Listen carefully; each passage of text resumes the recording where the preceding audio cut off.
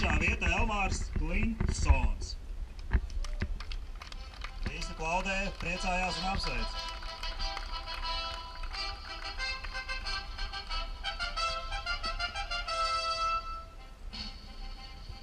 Tā otrā vieta Dmitrijs Macuks. Tas jau mums zināms rollerists.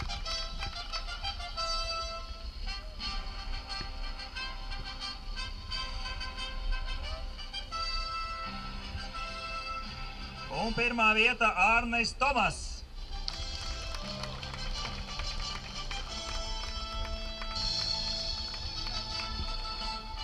O, vecmeistars, apsveicam! Te baigi pārsteigums automopedā. Meitene priekšā, tagad vīrs, kurš 4 reizes vecāks par šitiem. Labi, apsveicam, visi priecājās un fotografē.